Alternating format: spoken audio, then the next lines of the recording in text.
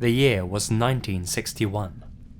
Michael Rockefeller, member of the esteemed and powerful Rockefeller family, was a keen adventurer and ethnology enthusiast. Despite living an extremely privileged and comfortable life back in the States, the young Rockefeller had become restless. He needed a change of scenery, and where better, he thought, than one of the most remote places on the planet, Netherlands, New Guinea. While on an expedition studying the Asmat people who lived there, Rockefeller's boat was swamped and overturned about 3 miles from the coast. The 2 guides on board swam back to get help, leaving Rockefeller and his companion, Rene Vessing, to cling to the boat and wait for rescue. This rescue was slow in coming. After being stranded for 2 days at sea, the pair had drifted approximately 12 miles from the shoreline. Despite this, Rockefeller decided to take his chances. He jumped in the water and made for dry land. His companion was rescued the next day, but despite an intensive search and rescue effort, Rockefeller was never seen or heard from again. At the time, this was a major headline, and as such, there's been a huge amount of speculation over the years. The mystery is what happened to him. Well, the obvious answer is that he either drowned or died from exposure. Given that he was 12 miles from the shore, that makes a lot of sense. But Rockefeller was in great shape, and was still very young, only 23 when he went missing. Many believe that he made it to dry land, only to be captured by the Asmat people. Since headhunting and cannibalism were practiced by the tribe, it's thought that he may well have been killed and eaten. Indeed, there does appear to be quite a lot of evidence supporting that. One thing's for certain though, Michael Rockefeller died that day in 1961. Everybody agrees on that. That is, everybody agreed on that, until a piece of video footage that was filmed in 1969 recently resurfaced. It was captured close to where Rockefeller would have landed had he made it to shore.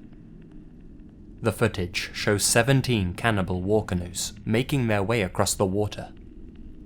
For a brief moment, one member of the tribe stands out, his face partly covered by blue war paint. Could this be Rockefeller, the accomplished canoeist who wore a beard? Is it possible that he was accepted by the tribe and adopted their ways to survive? There are, of course, many skeptics, saying that the Asmat people would have definitely eaten an outsider. There are also those who say that this could just be an albino member of the tribe. Still, this image gives some credence to the theory that Rockefeller survived his ordeal. If this is indeed Rockefeller, is it possible that he could have been saved? After 8 years, would he have wanted to be? It's unlikely the young man's fate will ever be definitively proven, but this photo definitely makes the mystery more intriguing.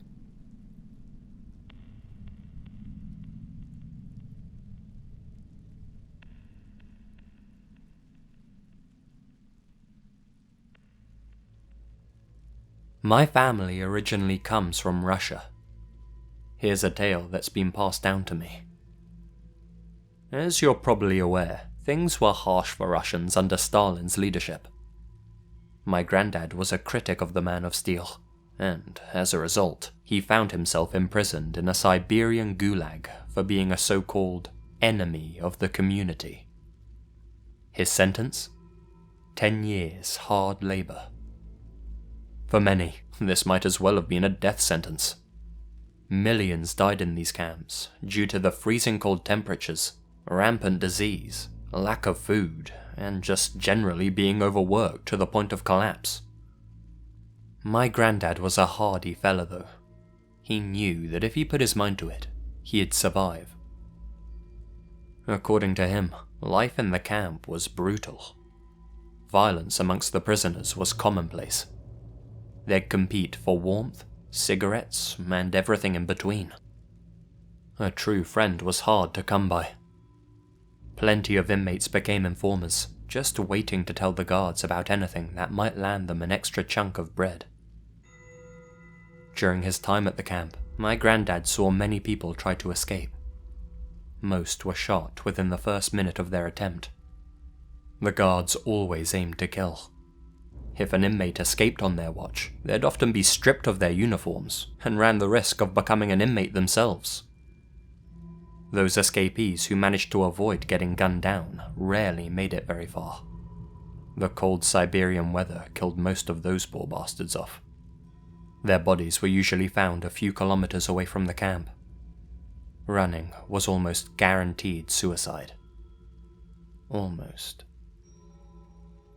Each day, my granddad and his fellow inmates spent 12 hours cutting and stacking logs. They were running on barely any food. The more timber you cut, the more food you were given. Inevitably, the weak were starving, and occasionally would steal another inmate's bread. The guards didn't bother to punish anyone who stole food. No, they left that to the other inmates. It was an unwritten rule. Anyone that was caught stealing bread was sentenced to death. The other workers would simply wait for the guards to avert their eyes. Then they'd take their axes, and the thief would end up having an accident. It was a code that all the inmates lived by. So, when my granddad caught a young lad eating some of his bread one day, you can imagine how sickened he felt. He was the only witness, but his word would have been good enough to condemn the boy. Instead, my grandfather decided to show him mercy. The lad was one of his bunkmates, and he wanted to give him a second chance. My granddad decided to keep his mouth shut, but made the boy promise never to steal again. This was going to be his one warning. The boy thanked my grandfather and promised him that he'd never touch anyone else's food as long as he was in the camp. One night, a few months later, my grandfather awoke to find the young man nudging him. He urged my grandfather to follow him out into the yard. Delirious with tiredness and hunger, my grandfather did as the young man asked. The pair of them crept their way to a nearby shelter and watched as a group of guards entered their bunkhouse. As it turns out, several of my grandfather's bunkmates had been planning an escape. When the guards got word of this, they decided to hold the whole bunkhouse responsible. The guards rounded up all 10 men inside and marched them out into the freezing cold tundra in the middle of the night. They never returned to camp. He doesn't know if they froze to death or if they were shot. Whatever the case, my grandfather would have shared in their fate had it not been for the actions of the young man. You see, the young man had become friendly with a few of the guards in an effort to score some extra food. They found him endearing enough to keep alive, so when they heard that some of his bunkmates were planning a breakout, they warned him to stay out of the shack at a certain time. Knowing what they meant, the lad remembered the act of mercy my grandfather had showed him, and decided it was time to repay his debt. A life for a life. He may have been a thief, but there was still some honor left in him. Whether you want to call it the butterfly effect, or luck, or coincidence, or whatever, the fact that my grandfather spared that boy is the only reason he survived his time in the gulag. Hell, it's the only reason I even exist in the first place.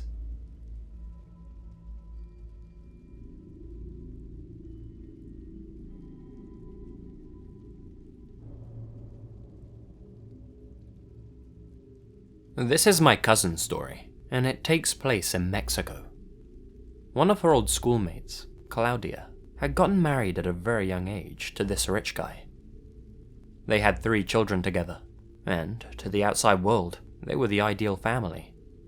They lived on the nicest street in town, were fashionable and attractive, and seemed to have everything going for them. One thing my cousin always noticed was just how security conscious they were. They had cameras set up outside and even inside their house, and a state-of-the-art security system with all the trimmings. I don't know what the husband did for work, but my cousin always suspected it was something dodgy. Her friend never liked to talk about her husband's work, nor how they could afford such a luxurious lifestyle. Anyway, Claudia called my cousin one day and asked if she could babysit their kids that weekend. They had a party to go to, and their children were far too young to be left alone. They were only 5, 6, and 8 respectively. My cousin told her no problem. She needed the money and didn't have any plans that weekend anyway. She was a bit of a nerd back then. So, my cousin's at Claudia's home, all alone except for those 3 kids she was looking after. It was around 10 PM, and she was in the kitchen trying to open a can of something when she nonchalantly turned around and saw a guy staring in at her through the window. The guy tapped on the window and said, "Sorry, miss, I didn't mean to scare you. Is this the Hernandez residence?" Hernandez was indeed the name of the family that lived there, but my cousin wasn't stupid. She said no and asked what he wanted, to which he replied, "Oh, nothing. My mistake. Have a nice night." My cousin was getting some bad vibes from this dude. He was polite enough, but had a harsh look about him. Not to mention the whole scenario was kind of off. Who goes around knocking on people's windows at 10 PM? My cousin went to check on the kids upstairs. They were sound asleep in bed. She called up Claudia and her husband to tell them about this guy at the window, to ask them if they were expecting a delivery or something. Claudia's husband snatched the phone out of her hands and started talking to my cousin directly. He told her to make sure all the doors and windows were locked, to wake up the kids and hide them in safe places. My cousin followed his instructions. Within minutes, a slew of police cars arrived outside the house. Shortly after that, the policia had the guy at the window in handcuffs, along with 2 other men she hadn't even noticed before. They'd been waiting outside the house in a black Jeep. My cousin was extremely confused about what was going on. Everything was cleared up when the family reviewed the CCTV footage. The outside cameras showed the window watcher and his accomplices sneaking around outside the house. They were holding machetes. They split up to check around the residence, looking in through the windows. My cousin just so happened to look around when that guy got to the kitchen window. She couldn't see the machete he was holding. You see, Claudia's husband had gotten in with the cartels, and after some legal troubles, he'd testified against his former associates. As a result, they'd sent some goons to come and capture his children. Not to stop him from speaking against them, just to teach him a lesson. When they saw my cousin, they got confused and figured they might have the wrong address. They decided to wait outside for confirmation from their boss. Thankfully, the cops arrived just before that confirmation could come through. I don't know if these guys planned to kill the kids, hold them ransom, or sell them to the highest bidder. I don't know what they would have done to my cousin either if they had made a move. Thankfully, we'll never find out. If Claudia was home with the kids that night, things could have ended very badly. The family went into hiding after that, cut off contact with everybody, and started a new life somewhere far away. My cousin's not sure how they're doing these days, or what the husband does for work, since they obviously lost touch, but we all hope that their past never came back to haunt them.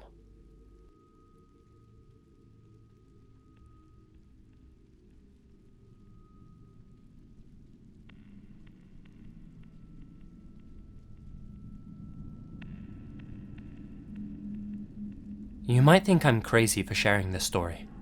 Hell, I felt like I was crazy when it happened to me. But I swear this is true, and I still don't have an explanation for it. Last year, a buddy of mine was getting married. When the night of his bachelor party rolled around, I was super stoked. Only problem was, I had a shift at work that night. I told the others that I'd join them at the bar as soon as I could. It was 8 PM when I finally got off work. I sent a text to my pal telling him I'd be there in 20 minutes. Then I grabbed my jacket and began my walk to the drinking hall. The road between my workplace and the bar was always empty and desolate, with a forest on one side and barren fields on the other. I hated working late, since walking this lonely road always gave me the creeps.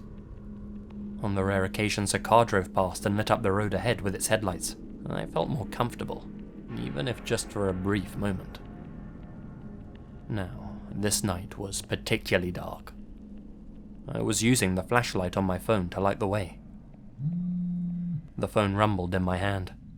It was a message from my buddy. "Okay, see you soon." I was about 5 minutes into my journey when something caught my attention on the left. Far in the distance, in the open field, was a moving shape. A human shape, about 200 meters away. Whoever it was, they were alone, and they were slowly moving towards the road I was on. It seemed odd to me that someone was out there, walking through these empty fields in the dark, all by themselves. Still, I didn't pay it much mind. I continued on, keeping my eyes on the road for a few more steps. When I turned back to look at the distant figure, I was startled by how much closer they were to me now. Maybe only 100 meters away. They were still walking at the same pace a normal person would, but had gained an unnatural amount of ground in the few seconds I wasn't looking at them. It looked to be a tall, thin woman. I was more weirded out now, especially since she seemed to be walking directly at me. I walked a little bit faster, turning my gaze back towards the road. Then, after a few more seconds, I turned back to look at her again. Jesus, she was just 50 meters away now, moving like a moth attracted to the light of my phone. It didn't make sense. How was she getting so much closer every time I looked away? If she was sprinting, it still would have been inhuman, but she was just walking. "Hey," I called out.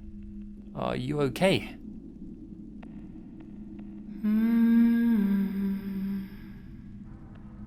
Her only reply was this strange hum. At no point did she stop walking, heading towards me like some kind of demented zombie. I briefly turned my eyes back to the road ahead, then back to her again. She was almost at the road's edge now, in the blink of an eye, and I could hear her footsteps squelching in the wet grass, slow and consistent. I picked up my pace. Don't look at her, I thought to myself. Don't look.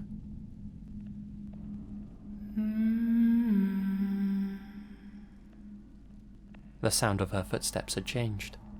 She was walking on tarmac now. I turned to look again.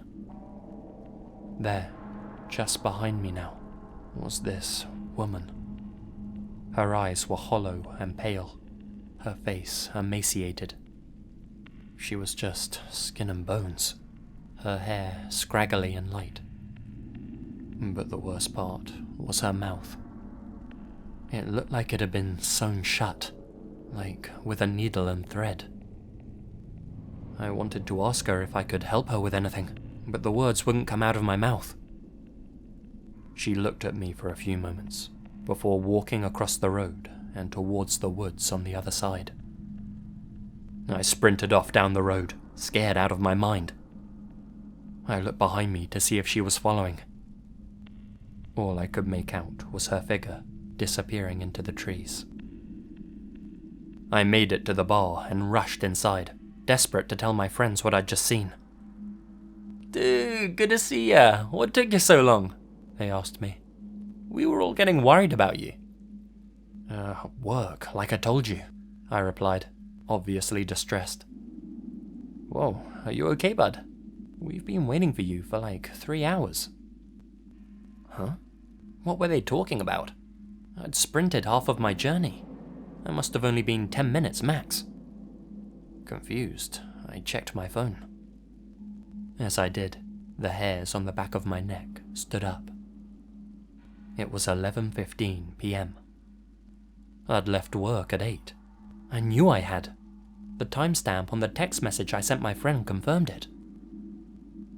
Somehow, on the short run from that girl to the bar, I had lost 3 hours. There's no rational explanation I can come up with. Before this incident, I didn't believe in the paranormal, but I'm certain that the missing time and the girl were in some way connected. That was easily the creepiest experience of my life. It shook me to the bone, and even now, when it's dark, I still take the long way home from work, rather than walk down that lonely road by myself.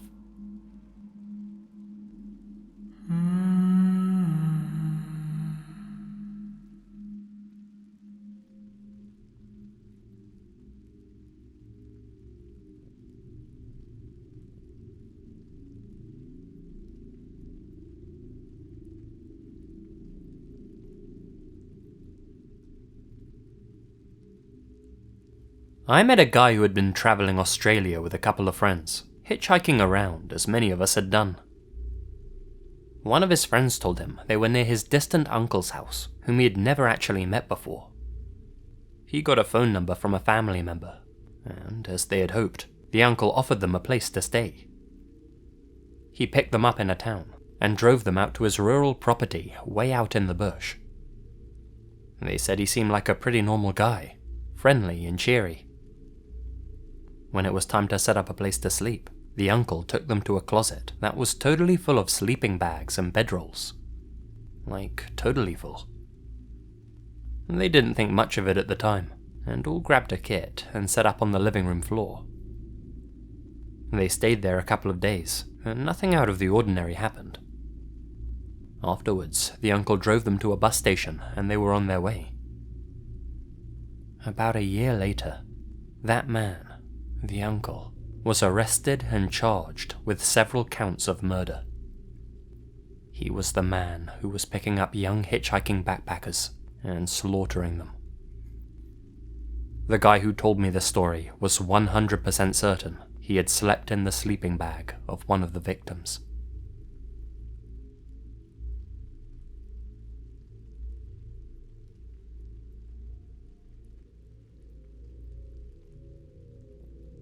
If you found yourself in a position of real power over others, how do you think you'd act? Most of us probably like to think we'd be kind leaders, because ultimately, we're good people, right? Well, they say that power corrupts, and in the case of Magdalena Solis, it becomes apparent that, given the chance, the darkest aspects of our personality tend to rise to the surface. Mexico, 1963. 2 petty criminals, called Santos and Cayetano Hernandez, had just dreamt up a get-rich-quick scheme. On paper, it sounded ridiculous. They planned to travel to an impoverished village called Yerba Buena and convince the uneducated locals that they were a pair of Inca prophets, representatives of powerful, forbidden gods. After convincing them of that, they were going to demand that the villagers worship them and pay them tribute. In exchange, they would offer them valuable treasures hidden in the surrounding mountains. A nutty idea if ever there was one. But, unbelievably, it worked. The brothers reached the town, and they did indeed manage to convince the locals that they were Inca prophets. Which is a little ridiculous in itself, considering the Incas weren't historically Mexican, but I digress. The Hernandez brothers had effectively formed a cult, and they turned many of their followers into sex slaves. For a while, everything worked out in their favor, but as time went by, the villagers became impatient with the brothers. They wanted the mountain treasure they'd been promised. What the brothers needed now was someone else to join them in their scam. They traveled to nearby Monterrey and found a woman called Magdalena Solis, a local prostitute. She traveled back to the village with the brothers, and, using a smokescreen, they introduced her as the reincarnation of an Inca goddess. Well, that got the villagers off their back for a while. Now that they had found a goddess for their followers to worship, the villagers were bound to become more obedient. Well, their plan worked, And for her part, Magdalena really gave a great performance. Like, a really great performance. Little did the brothers know how seriously their new business partner planned on taking things.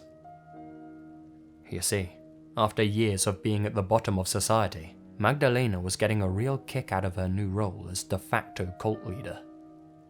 She became religiously fanatical and started ordering her followers to perform grisly rituals in her honor. She became obsessed with consuming blood and demanded that her followers take part in sadomasochistic sex acts. Things started becoming a little too intense for some. When 2 of the members said that they wanted to leave the group, Magdalena flat out refused and ordered the rest of the villagers to kill them. Terrified of what the goddess might do if they disobeyed her, the cultists lynched the pair of them right then and there, weeping as they did. This became a fairly regular occurrence. Whenever someone was suspected of wanting to leave the group, she would have them sacrificed. During these so-called blood rituals, the victims would be cut by every member of the cult. Their blood was then collected in a chalice. After they had bled to death, the chalice would be passed around, and all the members were made to drink from it. First, Magdalena herself, then the Hernandez brothers, the so-called high priests. After them, all of their underlings. Over time, these blood rituals became more barbaric, to the point where the cultists were vivisecting people's hearts right in front of them while they were still breathing. Obviously, this barbarism couldn't go on forever. When Magdalena had a local police investigator sacrificed, the cult was busted. Realizing that one of their own had gone missing in the area, a small army of officers went to put an end to the group. In all the commotion, Santos was gunned down by the cops. His brother, Cayetano, was assassinated by one of the cult members who wanted to gain his position as high priest. Many of the other villagers died in the shootout with the authorities. Those who survived were captured and sentenced to 30 years apiece. As for Magdalena, she too was arrested.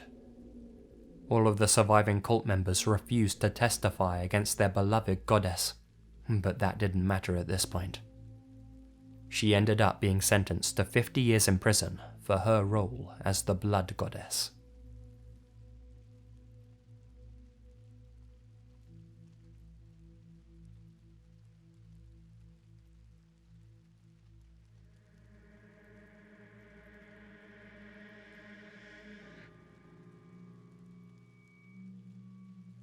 Let me tell you the story of Johnny R. Not so much what he did or said, but all of that. Johnny R came into our jail one night, ranting and raving, screaming that he was cursed by the voodoo man. Nothing unusual yet, not in this line of work anyway, but Johnny R was wearing a very nice suit. In his wallet, there were signs of a guy living a normal life. A non-expired ID, a gold Amex card in his name, and around $100 in cash. Because of his psychotic state, he was put in isolation. Days went by. He wouldn't make a phone call, wouldn't eat or drink, continued to constantly yell at everyone, telling them to call the voodoo man in Miami and pay him the money. Mental health and medical personnel monitored him. Heck, we even sent him out to a hospital, but none of the experts could tell us anything other than he's having a psychotic break. Antipsychotic drugs seemed to have little effect on him, other than to increase his ranting. Another week goes by. No one calls about this guy. We found out that he was an executive working at a local bank. His employers told us that he was a great employee. He had been arrested for standing on a corner downtown, screaming and spitting, and when the officers tried to take him into custody, he fought back and battered them. He lost weight rapidly. To begin with, he was a well-built man, about 6'2" and 220 pounds. Within 2 weeks, he was down to 160. He had a dark complexion at the start, but now his skin looked grey and it hung on him. And the smell. Really the smell. You could smell him on the whole floor, and it was like nothing you had ever smelt before. Not quite decay, not quite gangrene, not quite vomit or feces, but all of that rolled into a roiling funk that travelled extensively, with a strange edge of spiciness, kind of like hot sauce. No idea why I remember that so well, but I've never smelled anything like it before or since. The thing is, the few times he was semi-lucid, you could tell that he was an okay guy. He would plead with you to call Miami and to pay the man, to just use his Amex, but he didn't have the guy's number. He said it was in his wallet. We looked, but never found it. On a Saturday morning, our watch commander got a phone call from someone. They claimed to be Johnny R's mother. She was excited to have found him, and told the commander that they would drive to our facility tomorrow to pick him up. In a thick Haitian accent, she said that she had paid the voodoo man, and that Johnny would be okay now. Could they possibly bond him out and take him back to Miami on Sunday? Mama explained what had happened prior to Johnny's arrest. On vacation from his bank job, he went back to Miami to be with family. While there, he wanted to get in touch with his Haitian roots. He was born in Florida, but felt a need to get in touch with where he came from.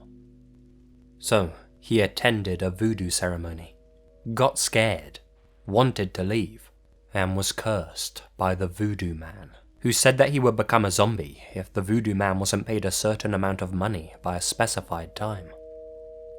Johnny didn't think much of that threat, and, despite the warnings from his family, he laughed it off and went back to work. The day the debt remained unpaid, his descent began. We worked with the judge and the arresting officers to get the charges dropped if the family took him home. I went up to his isolation cell to tell him that his family was coming to get him. There was no smell, like at all. His colour was back. He was still thin, but he was sitting up on his bunk, eating lunch, and completely lucid. He was delighted, and told me that he knew that his family was coming, because he knew the man had been paid. Sunday, his whole family, about 7 of them, came to the jail to get him. They were dressed in their church clothes. I talked with his mother, a delightful lady in a light yellow skirted suit, wearing a fabulous feathered hat. She thanked me for helping her son, and as he walked out in his wrinkled suit, a rope holding up his sagging pants, she turned to me and told me, "You have to pay the voodoo man. He should have known that."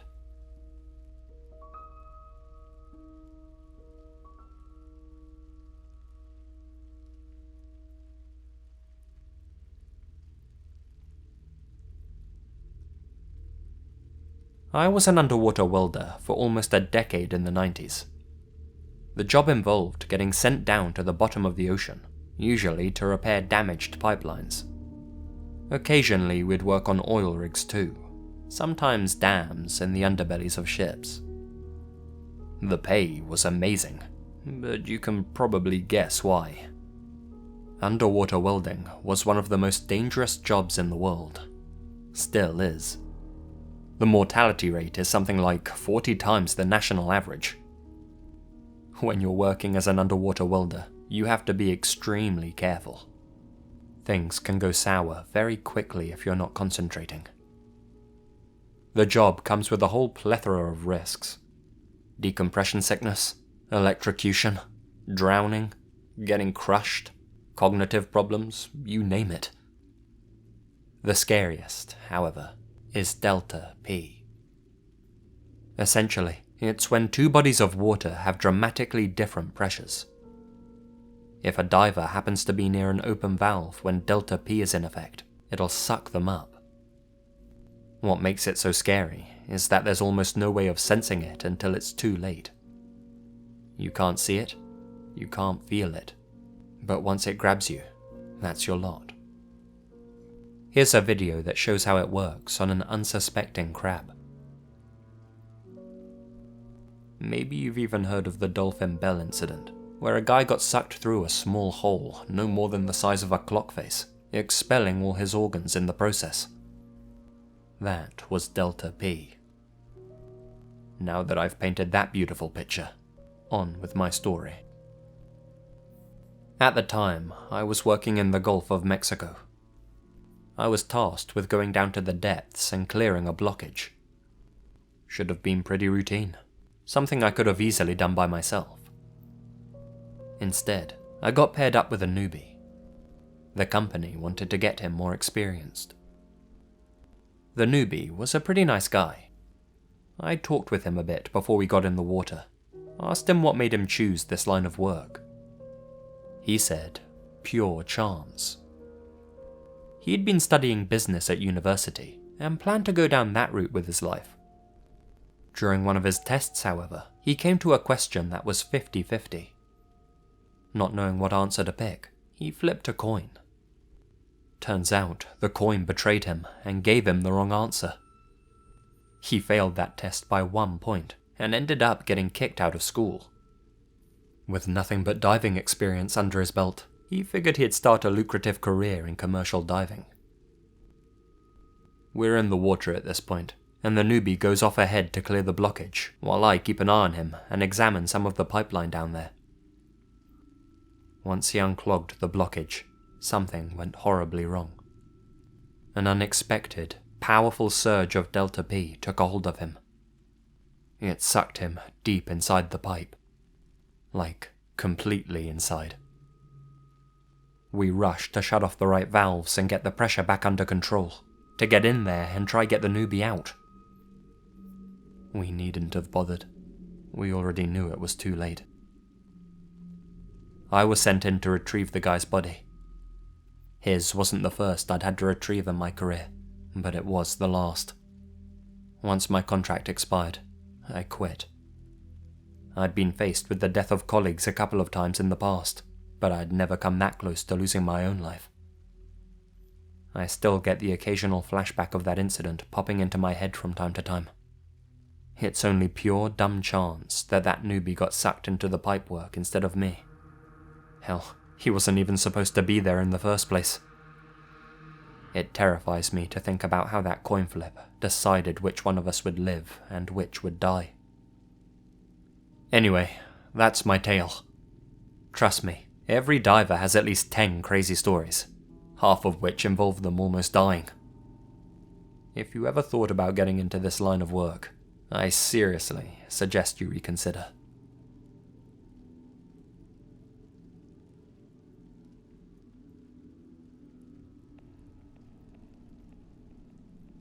Not me, but a past co-worker. He was a prison guard for years. So many stories. One time, he found the cell of a lifer literally covered in his dead cellmate's blood. This lifer had killed his cellie and meticulously covered the cell floor, walls, and ceiling in blood. The lifer thought this would get him into a solitary cell. It didn't. My co-worker got to be the one to introduce the guy's new cellmate while the smell of blood was still in the air. That new cellmate didn't last very long. Lifer got transferred after that.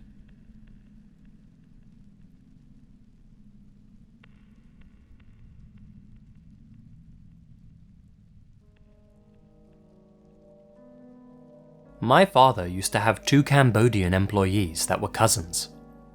They were survivors of the Cambodian Genocide. They were in a labor camp that had no fences. If you ran, you would likely die in the harsh conditions. Every day, they would line up the prisoners and shoot one person at random, saying something like, "More of you will die if anyone leaves." They were kept there purely through fear. The 2 cousins decided to escape one day. One of their brothers was too afraid to go with them, and they left him behind. They said that they live with knowing that probably 100 or more people were killed because they escaped, but they tell themselves that those people would have likely died anyway.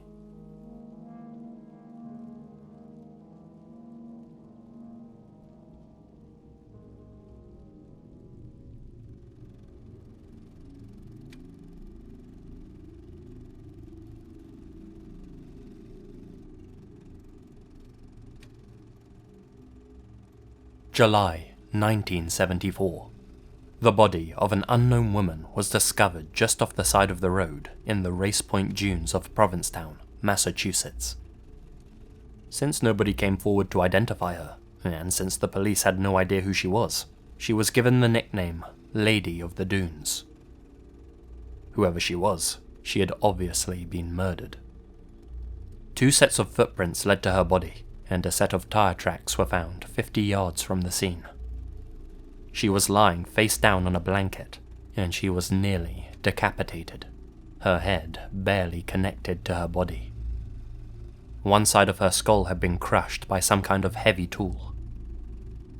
Interestingly, a blue bandana and a pair of Wrangler jeans were resting under her nearly severed head, acting as a sort of pillow. Her hands, forearm, and several of her teeth were missing, taken by the killer to either hide their identity or the identity of the victim. There were no signs of a struggle, suggesting that the Lady of the Dunes either knew her murderer or was sleeping when he attacked. Despite being found close to the road, her corpse had been lying there for around 2 weeks. There was apparently a significant amount of quote-unquote insect activity. Since nobody came forward to identify her, she was buried after the case went cold. Still, in the years of 1980, 2000, and 2013, her body was dug up from the ground in fresh efforts to discover who she was and who took her life. These efforts proved unsuccessful. In fact, there's really very little we know about her at all. Experts say she could have been as young as 20 or as old as 49. However, they have been able to produce these reconstructions, showing what she may have looked like in real life. So what does any of this have to do with the movie industry, you're probably wondering? Well, a fresh lead was uncovered in the most unlikely of places. The movie, Jaws. Take a look at this scene from the movie. Pay special attention to the people in the crowd.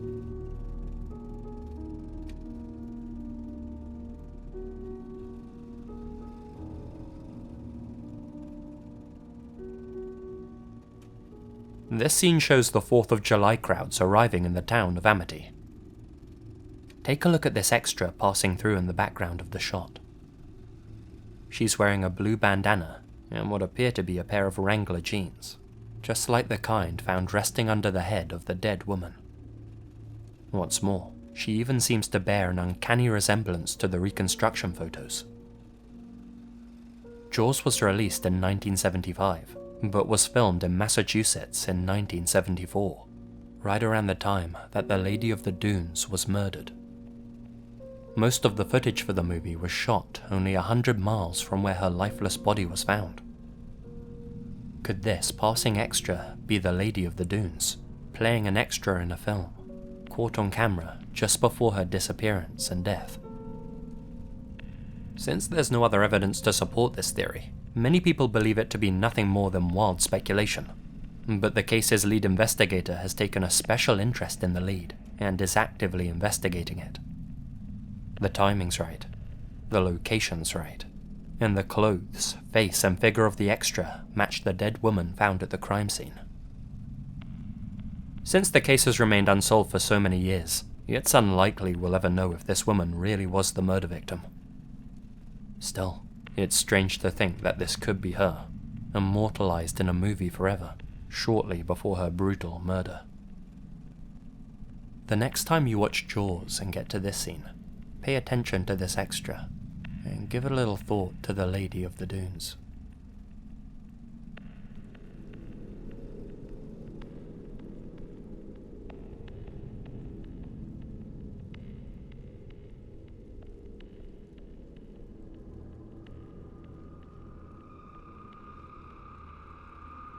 This all happened in the summer of 2010. An old friend from school was getting married, and a group of 7 of us were going to his bachelor party. There was me, Gillian, Sammy the Dude, Spanish Miguel, Aiden, and of course the guest of honor, Big Drew, the first of us to get hitched. Our friend Frank was also there, a nice guy who never did as much as hurt a fly in his whole life. It was my first bachelor party, and to tell you the truth, I was pretty excited. I'd seen how they were always portrayed in TV and movies. The debauchery, the wild dares, the whole boys being boys thing. I figured it was going to be the best night I'd never remember. Well, we started drinking pretty early in the afternoon, chugging beers, reminiscing about the good old days, and laughing about what married life would have in store for old Drew, like how he was going to have a dad bod, and how his wife was only going to let him out once a year for a beer with the guys. At some point, somebody brought over a platter of shots. I've never held my liquor very well, but hey, it was my good pal's party, so it would have been rude to refuse. After that platter, somebody bought another one, and then another one. It all starts to get a little fuzzy after that. The next morning, I woke up fully dressed with the world's worst hangover. I checked the clock. 11 a.m. We were all staying at the same hotel, so I stumbled down to the breakfast area and found all my friends sitting around a table, eating. All my friends, that is, except for Frank. "Well, look who finally woke up," they all joked. We all laughed about our aching heads over toast and OJ. We waited there for Frank for over an hour. When he didn't come to join us, we went to his room to wake him up. It was time for us to hit the road and head back home. We knocked and knocked on his door, but he wouldn't answer. It got to the point where the hotel staff came to open the door. It was past our checkout time, and they were getting pretty impatient. The door opened, but Frank wasn't there. His bed had obviously not been slept in, and there was no evidence that he even made it back to the hotel that night.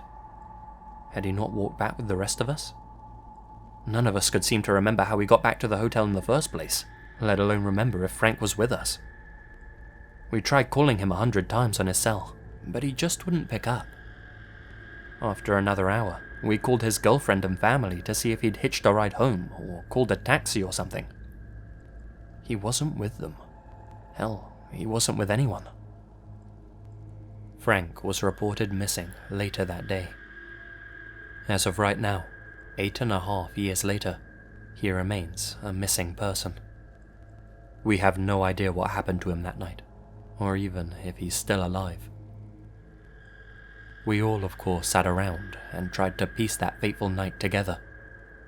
Sammy says he remembers Frank bumping into some guy with stubble at the bar and spilling his beer all over him. Aiden confirmed this and said that the guy was getting really angry. Aiden also remembers seeing some guy with stubble later in a nightclub, staring at us constantly, but he's not sure if it was the same guy from the bar or someone else entirely. I remember us all being together outside the nightclub. Frank was definitely still with us at that point. Drew says that he remembers Frank shouting into his cell phone at some point, and said that he thought Frank seemed agitated and distressed. When he tried to ask if he was okay, Frank apparently became aggressive and told him to get lost. If that's true, then that was completely out of character. I'd never heard Frank raise his voice, never seen him get angry at anyone, even when he was drunk. He was a super mild-mannered guy. Miguel also seemed to remember Frank acting a little off, arguing with the bouncer at the club. He wasn't sure what he was arguing about, though. We all seemed to have a few different pieces of the puzzle to share. Problem is, none of us can remember at which point we lost Frank. We gave a description of the stubble guy to the police, but they've never found anyone who matches our description. We wonder if somebody put something in our drinks that night. It's just crazy how little we remember. Anyway, Frank, if you're out there and you listen to this, please get in touch, buddy. We love you and miss you. Peace, brother.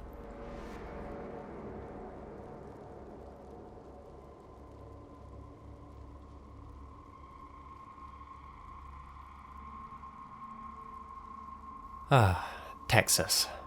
Good food, blue skies, and huge open spaces with patchy cell signal. It was August 8th, 2013, just before midnight. After an argument with his wife, 26-year-old Brandon Lawson left his home in San Angelo. Needing some time to cool off, he hopped in his truck and began the journey to his father's house. He would never make it to his destination. Brandon ran out of gas on Highway 277 near Bronte. Stuck there without any options, he called up his brother Kyle, saying that he needed a lift to the nearest gas station. Kyle and his girlfriend agreed to help Brandon out and began making their way to him. For some unknown reason, Brandon didn't wait for his brother in his vehicle. Instead, he ended up in an undisclosed field. Then, he made this 911 call. 911 emergency. Yes, I'm in the middle of the field. The safer just pushed some guys over. Right here going towards Javelin on both sides. My truck ran out of gas. There's one car here that got chasing to the woods. Please hurry. Okay, now run that by me. I'm not talking to him. I actually ran into him. Ah, you ran into him. Okay. Got the first guy. Do you need an ambulance? Yeah, no, I need the cops. Okay. Is anybody hurt? Hello? Hello? Hello? The exact transcript of the call is up for debate, and it's particularly hard to make out what he's trying to say at the beginning. Some think he's saying that a state trooper pulled some guys over, and others distinctly hear the word sniper. It definitely sounds as if there's someone else with Brandon as well. One thing does become clear when analysing the audio though. In the background of the clip, there are at least 2 audible gunshots. Got the first guy. Do you need an ambulance? Yeah, no, I need the cops. The police eventually arrived at the scene, along with Brandon's brother, Kyle. Brandon's truck had been left at a crooked angle on the road, posing a serious hazard. It seemed as if he had left in a hurry. Whatever had happened to Brandon, he was still alive at this point. Kyle received a call from his desperate brother. The signal kept going in and out, making it difficult to understand what Brandon was trying to say. What Kyle did understand, though, was that his brother was in a field 10 minutes up the road, and that he was bleeding. Things may have gone very differently that night, had a simple misunderstanding been avoided here. You see, the police weren't at the scene because of the call Brandon had made to 911. They were there because of another caller who had complained about his truck in the road. Kyle himself had no idea his brother was in danger. He thought that Brandon was hiding from the police since he had an outstanding warrant from 2 years ago. As such, he thought that his brother was bleeding because he had scratched himself on a bush and made no mention of the call to the deputies he was standing with. After some time, the lawmen drove off, saying that they'd have the vehicle towed in the morning. Kyle and his girlfriend spent some time searching for Brandon, but found no trace of him. They figured he'd gone off to a gas station. It wasn't until the next morning that everyone realized Brandon was missing. He hasn't been seen or heard from since. The money in his bank account hasn't been touched, and his cell phone has been completely inactive. From what I've heard, the area around Bronte is known for being a bit of a no-man's land. Did Brandon witness something he wasn't supposed to? Some sort of cartel activity? It's possible. Others think that he was high on drugs, hence why in the call he seems to make very little sense at the beginning. Then there are those who think that he's the victim of a police cover-up. The land he disappeared on is owned by the sheriff, whose wife also runs the local newspaper. The sheriff is not allowing any more searches on his land, and Brandon's name rarely crops up in the paper. If he did indeed say that a state trooper pulled some guys over at the beginning, Is it possible that, in some way, the authorities are involved in his disappearance? Well, whoever Brandon did run into that night, he was more scared of them than going to jail. Hence why he specifically asked the operator for the cops, despite his outstanding warrant.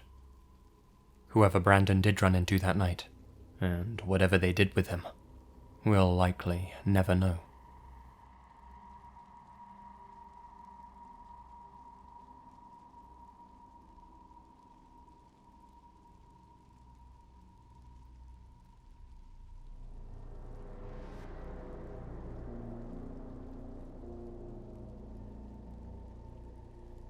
In 2014, 2 young Dutch women disappeared on a hike in Panama. 10 weeks later, after an intensive search, some of their bone fragments were discovered, along with their phones and one of their cameras. On it were a series of photos chronicling the final days of Chris Kremers and Lisanne Froon. Here are those images. Things start off as you'd expect, with the girls cheerfully posing for the camera at various points along the hiking route. Lisanne continues to take pictures of Chris as they move deeper into the jungle. Then, the pictures stop abruptly. 8 days later, about 90 photos were taken in the early hours of the morning. 87 of them were apparently of near complete blackness. They still haven't been released to the public.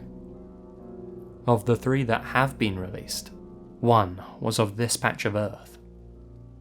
1 was of this, potentially a marker that one of the girls had made. The final discernible image was a close-up of the back of Chris's head. Her temple appears to be bloody. Some think that they were using the camera's flash to signal for help. Others think that they were using it to light their way as they navigated through the wilderness, to make sure that they weren't walking in circles. In their weakened state, perhaps they were using the flash to scare off predators. At this point, they would have been starving, dehydrated, and completely disoriented. After checking their call history, investigators learned that the girls had tried to make over 80 distress calls. It also became apparent that the girls were desperately trying to conserve their battery power. Lisanne's phone died on the 5th day in. Chris's phone was switched off for the last time at 11:56 PM on the 10th day. It's likely that Chris died on day 8, hence the bloody photo, and Lisanne took her phone in hopes of finding a signal. That would explain why, after day 8, the wrong pin was repeatedly entered into Chris's phone, and the device remained locked. The main theory at this point is that in the darkness, the girls somehow became separated. Chris fell, hit her head, and died as a result. Lisanne may have taken the rest of the pictures to mark the way back to Chris's body, hoping that the authorities may be able to use them to find her remains. Does it sound like I'm speculating a lot? Well, that's because I am. Nobody knows the exact fate of those girls during and after those 10 days. There are, of course, many theories flying around, and even some evidence that may suggest foul play. It's possible that a local guide with a history of inappropriate and aggressive behavior may have led the girls deep into the jungle. Then, when they fought off his advances, he may have left them stranded in the wilderness. Whatever the case, it's hard to imagine being lost in the jungle for 10 days straight. No food, no water, and no phone signal. These last, dark images give us a sense of the desperation those girls must have felt. What a nightmarish scenario.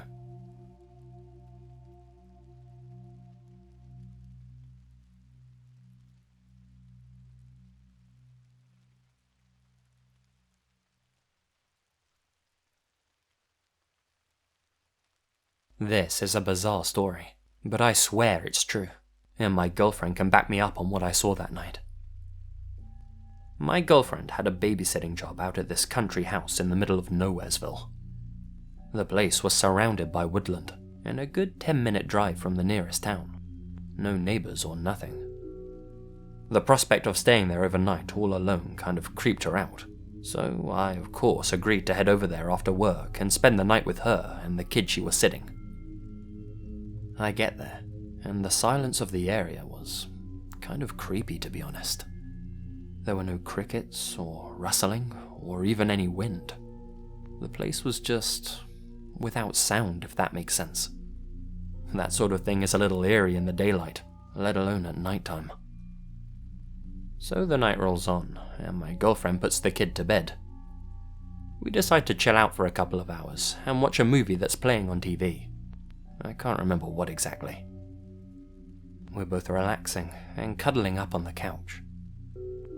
All of a sudden, we both hear the front door open. Whoever opened it wasn't even trying to be quiet or conceal their footsteps in any way. In this really silent setting, their boots sounded like dumbbells hitting the floorboards. They got even louder as whoever it was made their way down the hall and towards the living room we were sitting in. Here's the strangest part. Both my girlfriend and I feel perfectly calm, not freaked out in the slightest. We have no idea why, but it doesn't even occur to us to be scared or concerned. We felt weirdly peaceful, unnaturally peaceful. The person walks into the room. It's a large man, around 40 years old and well built. He strolls in without hesitating, and then just stops and turns his gaze towards us. This smell of stale cigarette smoke hit the both of us immediately. Still, we didn't react at all. We remained perfectly calm. He stared down at us with wide eyes, not blinking. We looked up at him as if him being there was the most natural thing in the world. My heart wasn't racing or anything. He had this sort of cowboy presence, if that makes sense. That's the best way I can describe it. Relaxed, but austere and serious. Cool, but dangerous. He wasn't wearing stirrups or a cowboy hat or anything. Just jeans and a shirt. A little facial stubble. Dark rings under his eyes. "Can we help you, sir?" I asked him, genuinely. He drew a big breath. "Don't go out in those woods tonight. I'm taking someone. It shouldn't be you. Understand?" "Okay, we'll wait until morning then," I said. He nodded, turned, and walked back through the hallway towards the front door. We heard it close behind him, and he was gone. We went back to watching our movie as if nothing had happened, then went to bed without a care in the world. It wasn't until the next morning, when we both woke up, that we realized just how disturbing that entire encounter had been. We couldn't seem to work out why we didn't feel a thing when he walked in. We asked the kid if he had a family member or someone he knew that fit that appearance. He didn't. We asked his parents later, who also didn't know anyone like that. They got pissed at us and asked why we didn't call the police or call them. We didn't have an answer. 12 months later, news broke out that a skeleton was unearthed in those very woods. The police started digging around the area, and a week later, another skeleton was discovered. In the following months, bones belonging to 5 separate victims were dug up from the earth. God knows how long they'd all been down there. Ever since then, there's been a police presence in those woods. I don't know who that gentleman was that came into the house that night, but my girlfriend and I both saw and heard the exact same thing, remember it in the exact same way. Why did both of us feel so peaceful that night, so unconcerned? It was a strange and chilling experience that we'll never forget, but I'm grateful it wasn't us that he took that night.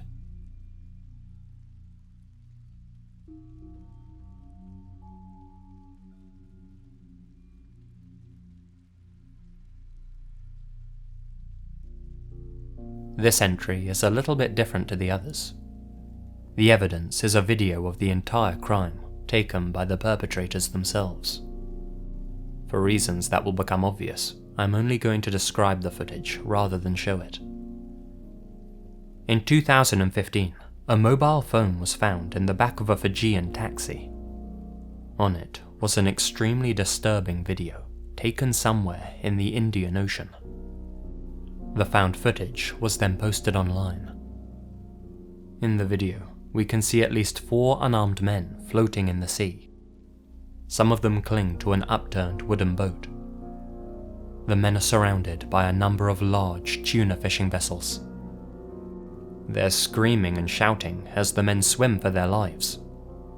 To begin with, it's not obvious why. Then, over the ship's loudspeaker, a chilling command. Shoot.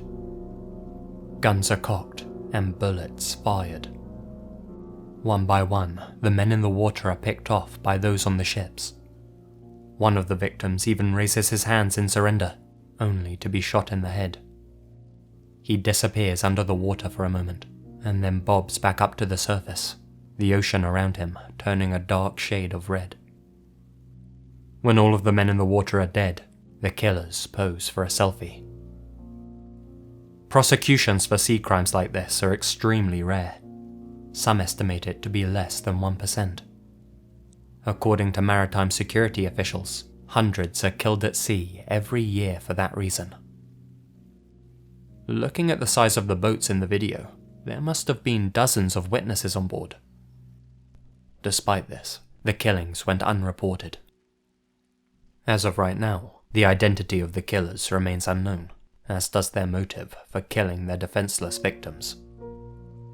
This could have been a territorial dispute, the settling of a grudge, maybe even the execution of a group of pirates. One thing's for definite though. This was murder. You can find the video quite easily online, but I seriously suggest you don't go looking for it. As you can imagine, it's quite graphic in places.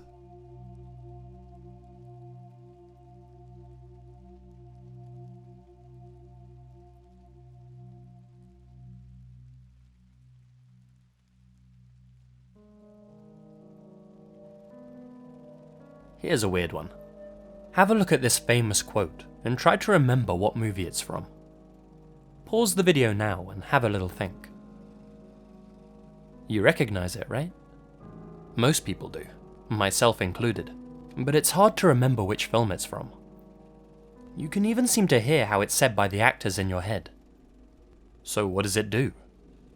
Do? That's the beauty of it. It doesn't do anything. Kinda like that. You can hear it quite vividly. So where's it from? When you ask people, they usually answer with something like Back to the Future, The Big Lebowski, The Hitchhiker's Guide to the Galaxy, or Doctor Who or The Simpsons. But it's not from any of those. In fact, it's not from any film at all. To this day, it remains a mystery why so many people recognize it immediately. There are no plausible theories, and its origin remains unknown. How did this non-existent quote embed itself into the memory of millions of people? It's something that's perplexed people for a long time now. There have even been studies conducted by Harvard and the University of Edinburgh to try and solve this mystery, but so far, nothing. To this day, it remains the only example of the Mandela effect with absolutely no explanation, and that in itself warrants a place on this list.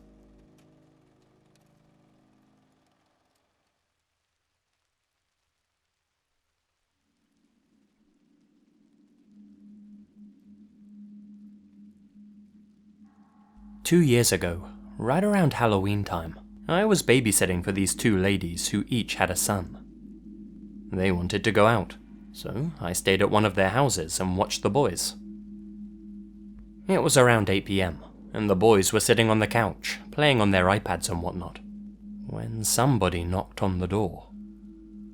I asked if anyone was supposed to be coming over, and they both said no. I go over and check the eye hole in the door, and it's some guy in a grey hoodie, deliberately hunched over so I can't see his face. I don't say anything and start pacing around because I don't want to give him any inclination we're inside. A couple of minutes later, I check outside the little window through the curtains. He's gone. I didn't want to spook the kids anymore, and there weren't any more knocks, so I just kind of let it go as a prank. Cut to a few hours later, and the mums get back. They ask me how everything was, and I say that the kids were great, but somebody came to the door.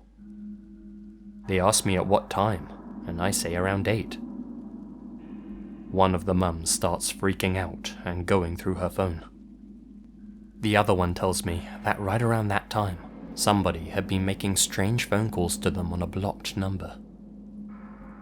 They had disguised their voice and were saying things like, "I can see you through your window." They didn't think it was serious because it didn't make sense in the context of where they were, but in retrospect, we're almost positive it was me he was looking at through the window. They escorted me to my car, and I touched base later. Apparently, nothing strange ever happened after that, but I'm just really glad I didn't open that door, because I have a feeling in my gut it would have been really bad.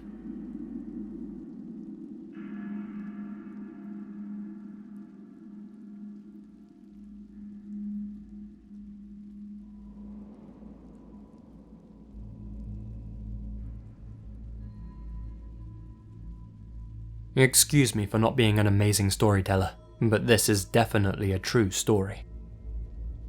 My mother used to work at a hotel in Washington, D.C. It was back in the 90s, and she was a housekeeper, or maid. She needed money because she was a refugee from Vietnam. Even though she didn't know much English at the time, she knew enough to get by at her job.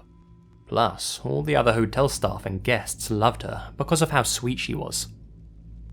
Because of this, anytime high-profile guests, such as the Backstreet Boys, would come and stay at the hotel, the manager always sent my mum to clean their rooms. One day, a guest came. We'll refer to him as Mr. M. He checked into their most expensive suite. As usual, the manager told my mum to take care of this room. As she got there was a "Do Not Disturb" sign on the door, so she told the manager that she'd go back later. What was weird was that no one was ever allowed into Mr. M's room. The man stayed there for over a month, and not one time did he let any staff come in to clean. However, he paid a lot, and he always gave a warm welcome every time he passed a staff member or housekeeper, so no one paid him any attention really. Then, one day, people didn't see him anymore. They assumed he had checked out, even though the receptionist had no account of that. Since it had been so long since the room had been cleaned, the manager told my mum to go and check it out and try and clean up what she could. As she got to the room and unlocked the door, a disturbing smell hit her. She couldn't figure out what it was, but she continued to survey the room. It was disgustingly messy. In her words, it looked like someone had thrown a rave, despite the fact that no one else had ever gone into Mr. M's room. None of the other guests, at least. It looked like Mr. M had deserted the place without telling anyone.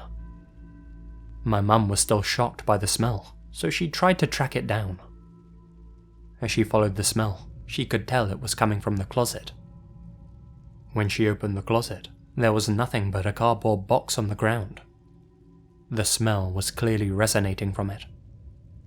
My mother's first instinct was to open the box to see what it was, and to clean and throw it out. What she found scarred her. It was the rotting, decomposing head of a young woman. My mother immediately screamed and got out of there.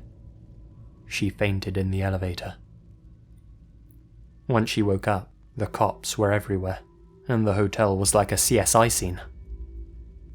The manager told her that Mr. M wasn't the guy's real name, and he had used a fake credit card to check in. The head of the woman was identified to be that of a call girl. I don't know much more, or any of the nitty-gritty details, but I'm sure you can look it up on the internet for more information. Needless to say, my mum quit that day.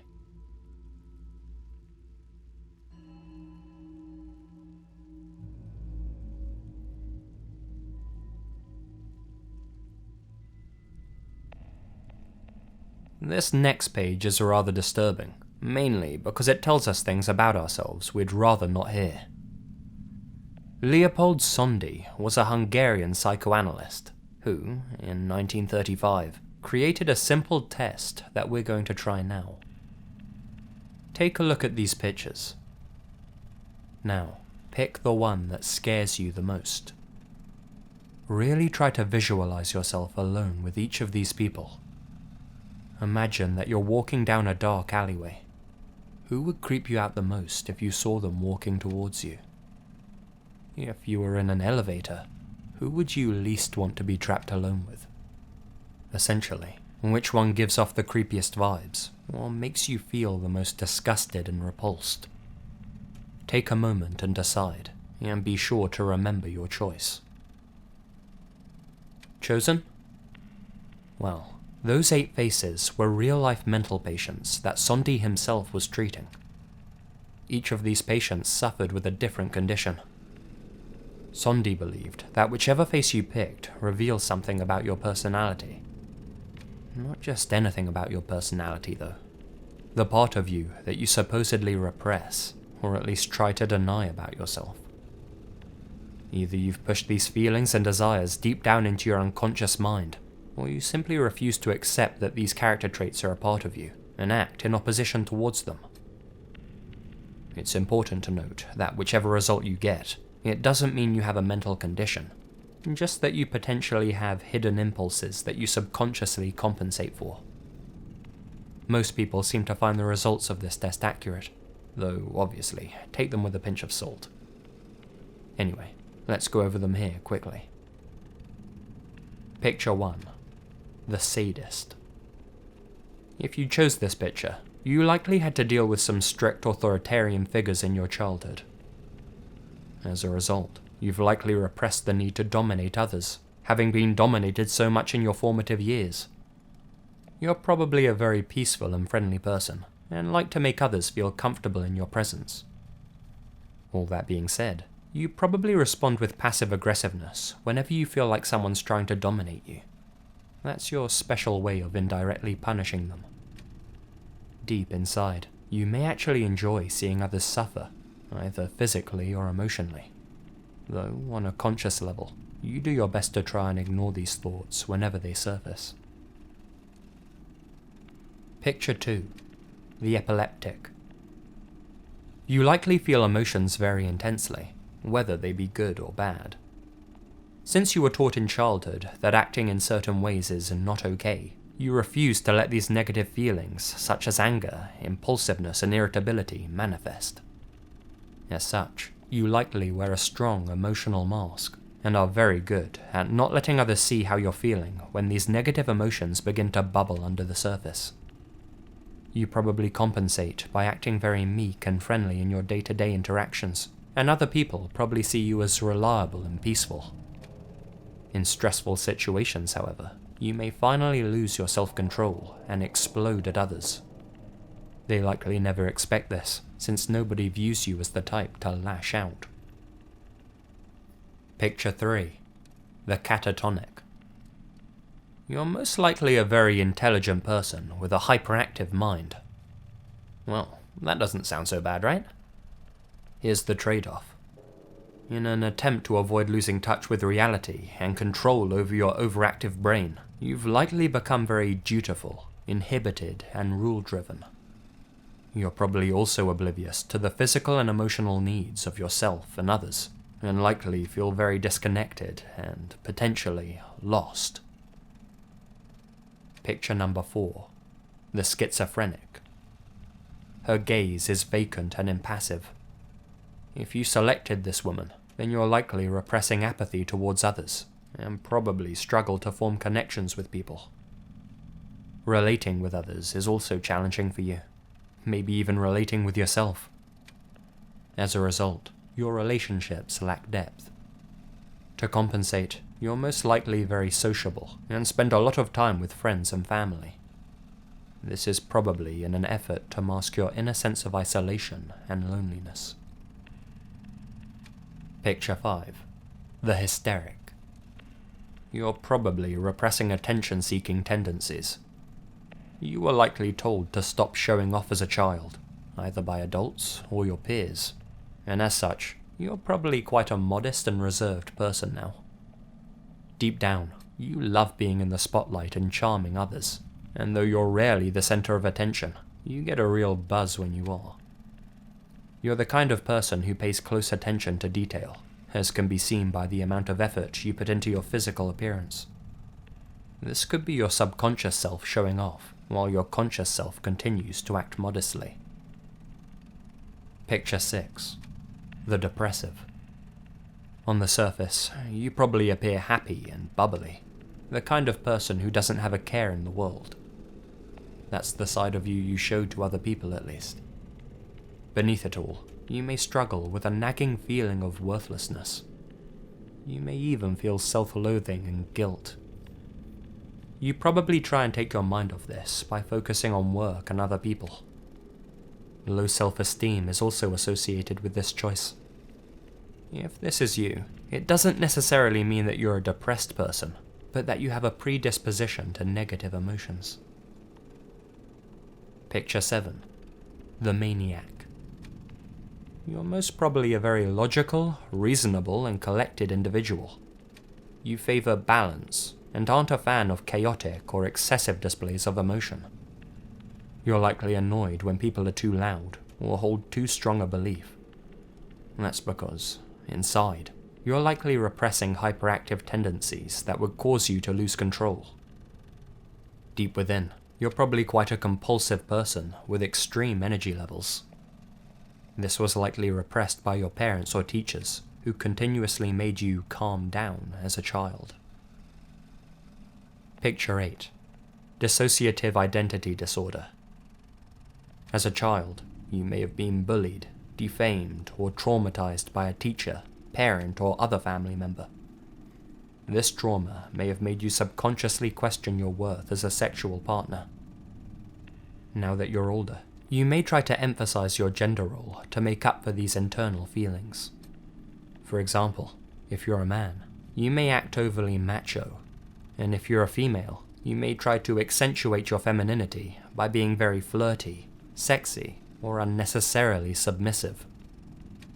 You may have a tendency to belittle other members of your sex that you don't think act manly or womanly enough. So, there you have it. Was your result accurate? Being an old, quick psychoanalytic test, it's obviously not going to be 100% spot on for all of you, but I found my choice to be disturbingly on point. Definitely check out the Wikipedia page if you want to learn more about the test and its history.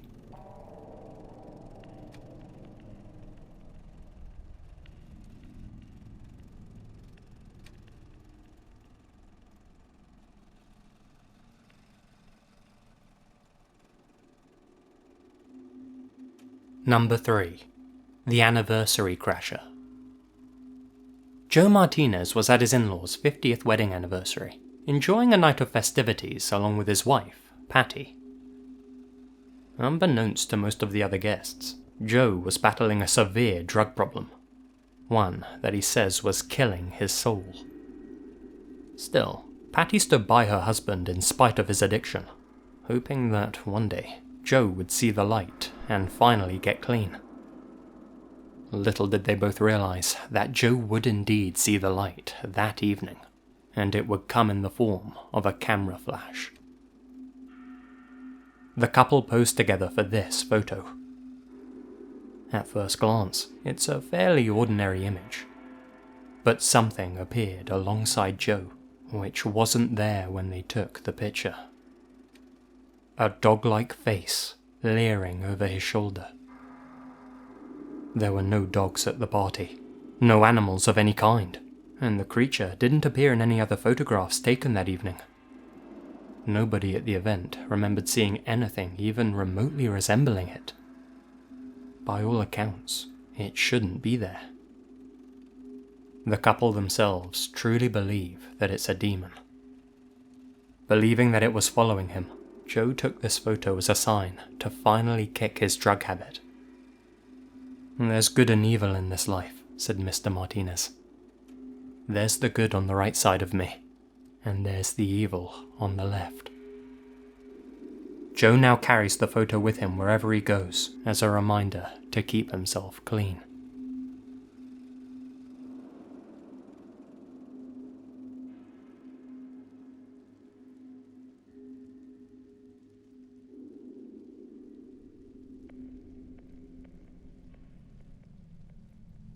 Not my story, but I'm involved in a way. Several years ago, my college roommate, let's call her E, worked as the night manager for a newly built hotel. As was par for the course, I would often bring coffee in at around 1 or 2 a.m. and stay and chat for a while. One night, I showed up to find E sitting at the front desk, shaking her head, looking completely perplexed. Allegedly, she had just checked in what could only be described as the doppelganger of our other roommate. We'll call her M. This guest looked just like her, down to the same height, hairstyle, eye colour, even the same southern accent, which is quite odd as we live in the north. He tried to speak with the new guest and show her a picture of M on her phone, but was rebuffed several times. We both chalked it up to a coincidence, as we knew that M was visiting her parents. We went on to enjoy our coffee. Shortly after 2, I decided to head home. It wasn't until around 2:30 a.m. when I pulled into our garage that I checked my phone. There was a series of texts from E sent to me and M. She had sent these messages at exactly 2:17 a.m. "Stop. Not funny. You guys suck. What the hell?" Naturally, I was confused, so I called her back. This is when things got weird. E sounded hysterical on the phone. Apparently, M and I, in the same clothes I wore earlier, had been standing at the end of the main hallway, staring at her. E thought this was a joke and kept calling out to no response. Eventually, the front desk phone rang, and in the time it took to answer it, we both had disappeared. I calmed her down over the phone, and the next morning we talked through the possibilities, trying to rationalize what she saw. The guest who did look like M came back down to the front desk later that morning, inquiring about some service. Much to E's surprise, this so-called doppelganger only looked vaguely similar to our roommate now.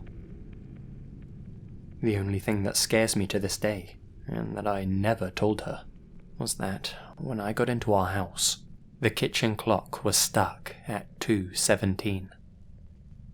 Directly next to it sat a photo of M and I, smiling, that I had only developed that afternoon. I still have no explanation, and nothing weird ever happened at the hotel again, but it still makes me uneasy to this day.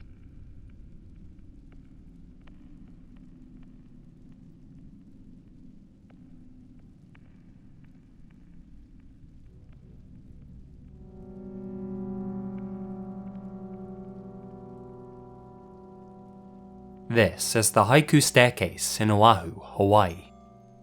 To locals, it's ominously known as the Stairway to Heaven.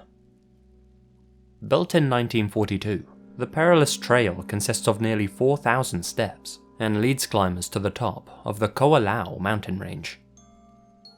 It's closed to the public, the entrance blocked and guarded. Still, that doesn't stop the occasional thrill seeker from sneaking onto the structure.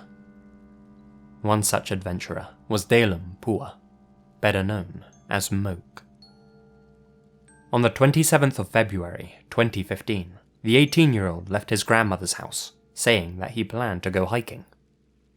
She warned her grandson to stay away from the Stairway to Heaven. She'd seen on the news that it was a forbidden trail. But you know how teenagers react when you tell them not to do something. At 11 a.m, Moke texted her a picture from, you guessed it, the stairway to heaven.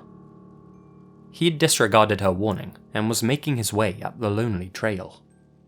Not a wise move, she thought, but at least he was staying in contact. As he ascended the mountain, he continued to update his social media pages and sent his family pictures of his journey to the top. Unfortunately, it seems he didn't make it all the way up. Moke sent this one final picture to his family. After that, all communication ceased. He hasn't been seen or heard from since. When his family realized he was missing, they immediately contacted the authorities. The Navy and the Honolulu Fire Department combed the area thoroughly. After an arduous 5-day search, they found no trace of the young man. He had simply vanished off the face of the earth. Well, that's no mystery, you might be saying to yourself. The boy must have just fallen from the mountain on his way up. Indeed, that's what everyone initially thought. The thing is, he wasn't that far up the mountain when he took his last picture. He wasn't in an area that was difficult to search. And he wasn't alone. Did you notice anything unusual in Moke's last picture? After examining it in greater detail, investigators spotted something out of place. There, hidden in the bushes, was the shape of a crouching man. The question is, who is he? Was this just another adventurer on his way to the top? Some guy who was out exploring the area? Because of the way the man's crouched and partially hidden by the foliage, many people believe that he has something to do with Moke's disappearance. It's certainly easy to see how people can draw that conclusion. Moke made no mention of the man in the final message to his family. He may not have even realized that someone was following him up the mountain. Whoever this man is, he's yet to reveal his identity to the police, despite their best efforts to track him down. More than likely, he's innocent of any wrongdoing. But why hasn't he come forward? At the very least, he must have seen Moke in the moments leading up to his disappearance. Does he not want to admit that he was on the forbidden trail? Whatever the case, if Moke did die accidentally on the mountain, his body still remains unfound. Volunteers occasionally groom the area in search of his remains. Hopefully, his family can find closure.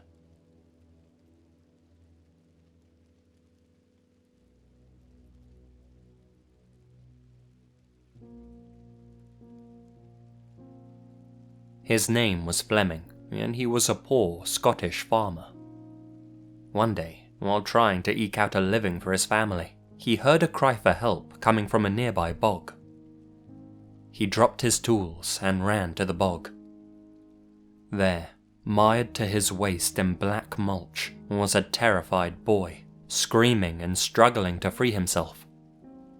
Farmer Fleming saved the lad from what could have been a slow and terrifying death. The next day, a fancy carriage pulled up to the Scotsman's house. An elegantly dressed nobleman stepped out and introduced himself as the father of the boy that Farmer Fleming had saved. "I want to repay you," said the nobleman. "You saved my son's life." "No, I can't accept payment for what I did," the Scottish farmer replied, waving off the offer. At that moment, the farmer's own son came to the door of the family hovel. "Is this your son?" the nobleman asked. "Yes," the farmer replied, proudly. "I'll make you a deal. Let me take him and give him a good education. If the boy's anything like his father, he'll grow up to be a man you can be proud of." And that he did. In time, Farmer Fleming's son graduated from St. Mary's Hospital Medical School in London and went on to become known throughout the world as the noted Sir Alexander Fleming, the discoverer of penicillin. Years afterwards, the same nobleman's son was stricken with pneumonia. What saved him? Penicillin. The name of the nobleman? Lord Randolph Churchill. His son's name? Winston.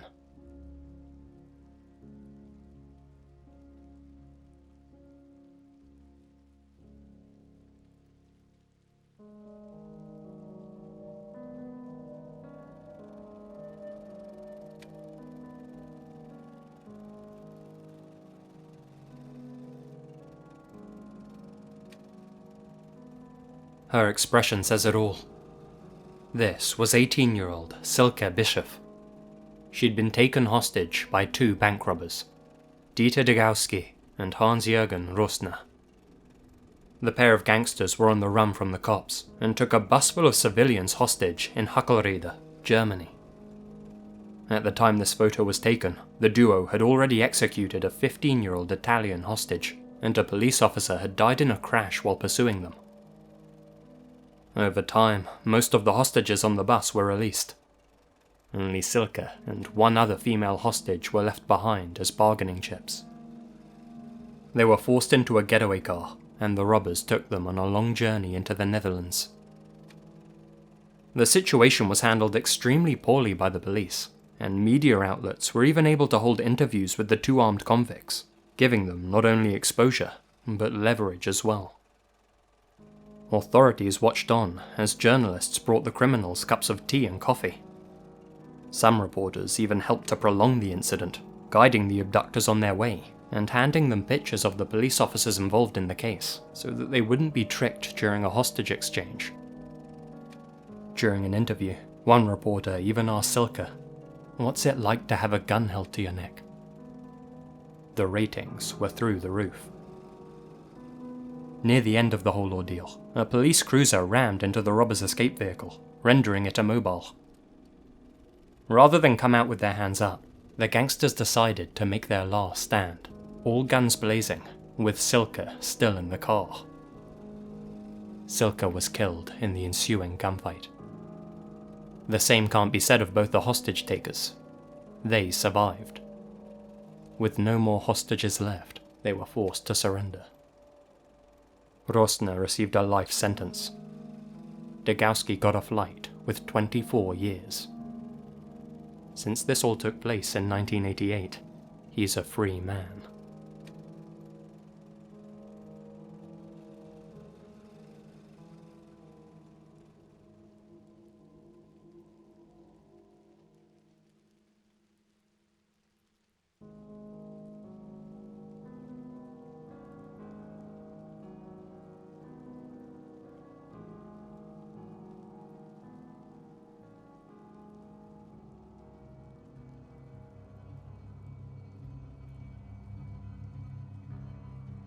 Last year, I was on jury duty. Here's the scoop. A dude was serving a month in a county jail for a DUI. The jail's overcrowded and packs 7 guys into a 4-man cell. 3 of them are violent offenders. The one on trial violently raped a 15-year-old girl. Over the course of 2 weeks, the 3 violent guys in the cell make the other 4 guys fight each other. Sort of like Fight Club. If they didn't fight, they'd beat the shit out of them. Finally, one day, they get bored and decide to just stomp the crap out of the guy in for the DUI charge. Just didn't like the way that he looked at them or something. It was all on video. I watched the video of this guy getting his head repeatedly bounced off the cinder block wall. The guy who was on trial waited until the DUI guy was unconscious, then ran over and beat on him some more.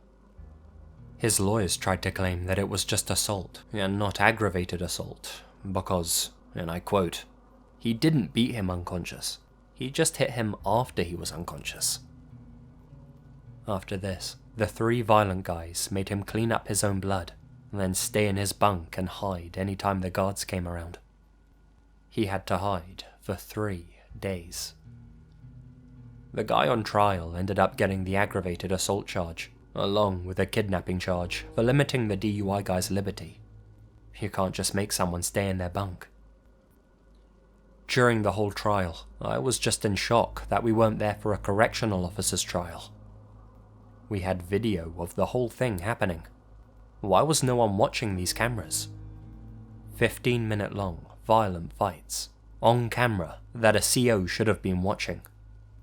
Then, they didn't question it when this guy hid in his cell for 3 days straight? On top of all of that, why was a non-violent DUI offender forced into a cell with 3 extremely violent prisoners? Makes you wonder.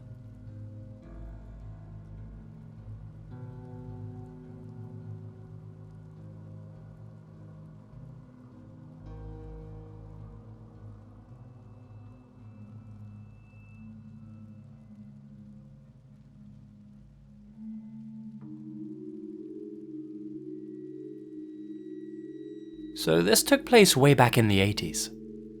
I was living in Holland at the time, and one of my best friends over there was finally getting hitched. Needless to say, a crazy bachelor party had been planned. The husband-to-be was Ronnie, a real wild child. Now, Ronnie was the kind of guy who wasn't afraid to take on the world. He spoke his mind at all times, and unfortunately for the rest of us, his big mouth got us in trouble on more than one occasion. Regardless, he was a hilarious dude, a real character who was just so much fun to hang around with. Now, for the most part, the night went as planned. We must have consumed every type of alcohol in almost every bar in town. We'd been partying since 2 p.m, so by the time midnight rolled around, well, we were drunk as skunks. That's when Ronnie's big mouth got us into a whole bunch of trouble. We were all being loud and obnoxious people, like people on bachelor parties are. There was some guy standing by the bar. Now, we weren't in the nicest part of town, and this dude looked like the kind of guy you don't mess with. You could tell from the way he was dressed, from the tattoo on his neck, and the hard expression on his face. Speaking of face, this guy looked young. Younger than he actually was, that's for sure. I mean, he had a real mean case of the baby face, put it like that.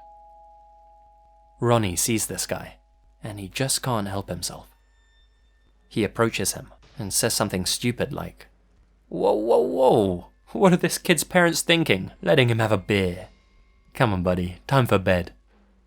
Then he pinched the guy's cheek. "You okay, little man?" He said a few other stupid things as well, but they escaped my mind.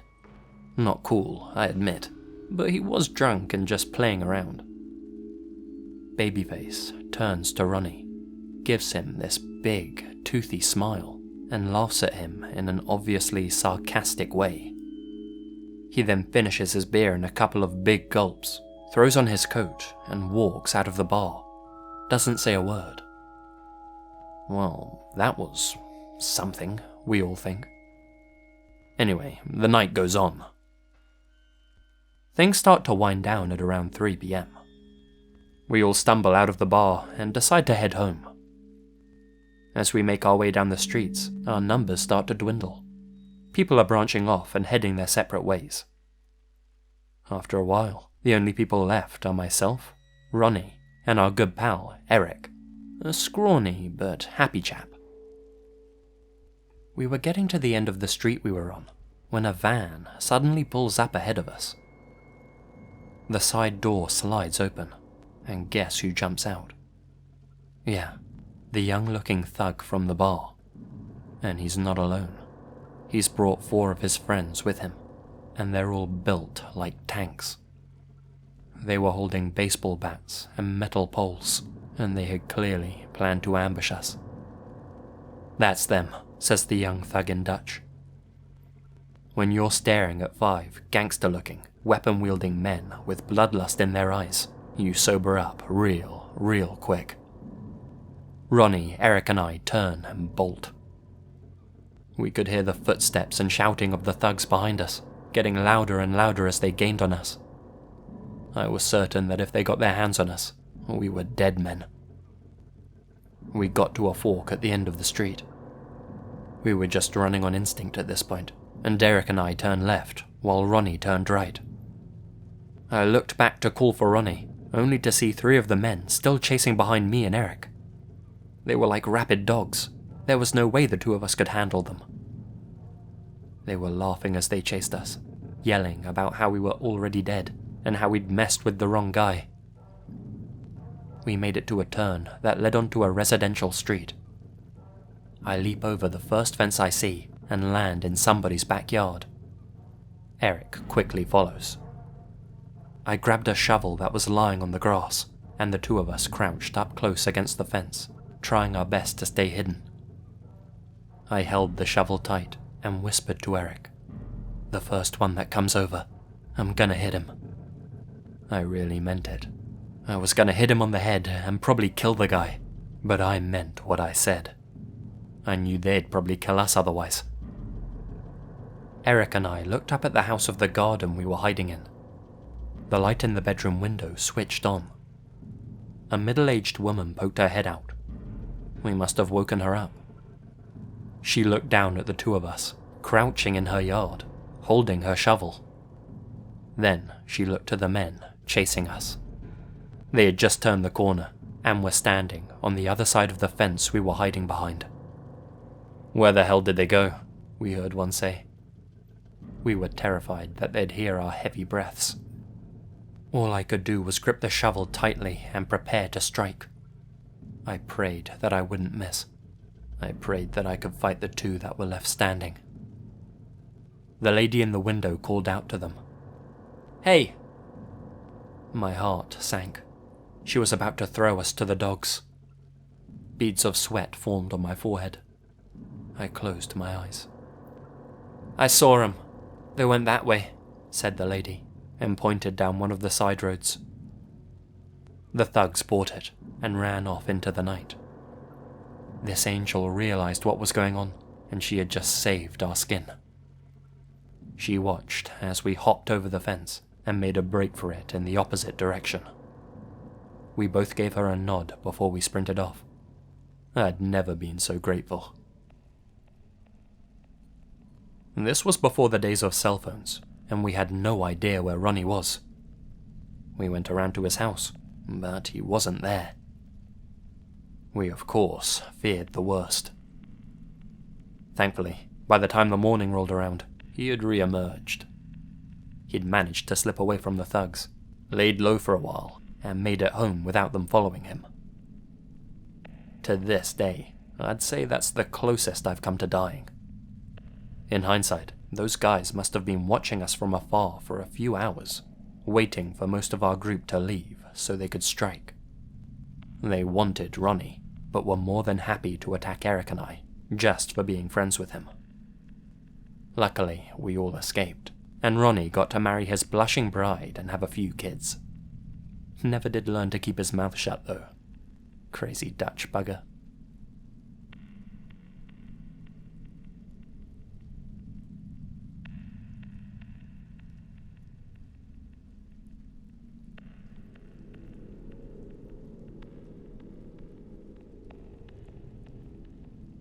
My brother was going to a concert in Indianapolis to see Metallica.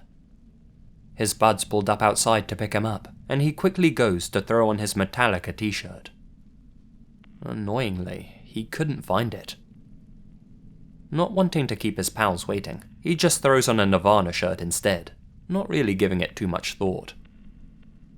The guys drive down to the stadium and have a whale of a time rocking out to their favourite tracks. While there, some random chick in the crowd comes up to my brother and comments on his Nirvana shirt, saying how overrated that band was. It didn't seem like she was coming over to flirt or anything.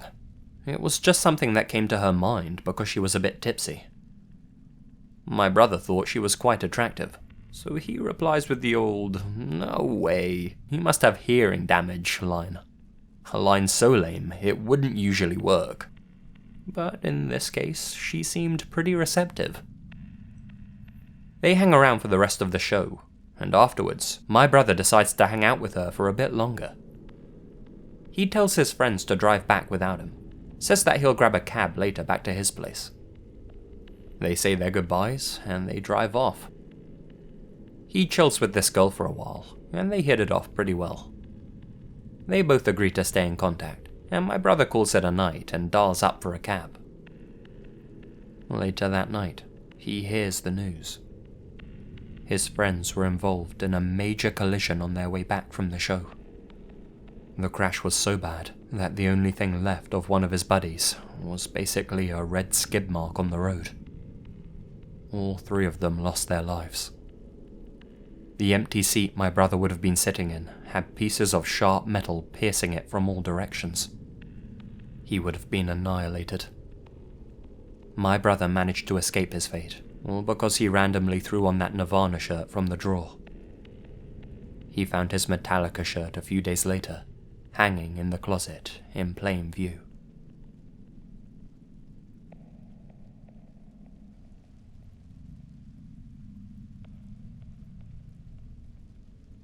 My uncle was a tunnel rat in the Vietnam War. Basically, the Viet Cong had a huge underground system of complexes all over the place. When American troops found one of their tunnels, they'd send a few soldiers in to flush out any enemy troops. It was usually the shorter guys in the squad who had to perform this horrible task. Unfortunately for my uncle, he was 5'5". Since these tunnels were usually super confined, a rifle was pretty much useless. The only things they brought inside with them were a pistol, a bayonet, and a flashlight. On the day of this incident, my uncle and his platoon uncovered one of these tunnels. He gets nominated to go inside, with another guy as backup. In a way, they were lucky. Half the time, you had to crawl your way through the tunnels on your stomach. This time, they had just enough room to make their way through on their feet, albeit extremely hunched over. Regardless, you can imagine how they felt going in. The VC had the home ground advantage, knew the tunnels like the back of their hand, and most likely had booby traps set up all the way through the tunnel. My uncle and his buddy were moving through the tunnel single file, adrenaline, darkness, and lack of oxygen screwing with their vision and their minds. They're deep into the complex when they come to a fork in the path. One path leads off to the left, the other to the right. Time to split up. They decided to rock, paper, scissors to see who would go left. My uncle knew what he was going to choose right away. Paper. This is where the butterfly effect comes in. The day prior, at mealtime, he had the choice of sitting with one of two groups of guys. His usual buds, or a couple of guys he hadn't talked to that much at this point. My uncle always had a thing for the larger lady. He had gotten into an argument with one of his pals about a picture of his girl. One of the fellas made an inappropriate joke about the picture. This led to a falling out. As such, my uncle sat with these other guys. While they're talking, one of the dudes brings up a little fact that my uncle finds kind of interesting. He tells him that in rock, paper, scissors, people are statistically more likely to open with rock. This pops into my uncle's head as he and his fellow tunnel rat are about to shoot. He goes with paper, and sure enough, the other guy goes with rock. The numbers game worked. As such, my uncle goes off to the left, and his partner heads right. My uncle makes his way through, and 20 minutes feels like an eternity. Luckily for him, he doesn't come face to face with Charlie or any of his traps. He plants some C4 on the structural weak points to collapse the tunnel. Then he gets the hell out of there. When he resurfaces, his platoon leader gives him a pat on the shoulder. Now they just had to wait for the other guy to get back out. The other guy never did make it out. On the right side, the VC were hiding in concealed cracks in the wall. When the unsuspecting private made his way past them, they impaled him with spears. There's no way he could have seen them waiting for him to come by. So, there you have it. The fact my uncle prefers larger ladies and likes statistics may have saved his life. Since hearing that story, I always go with paper first.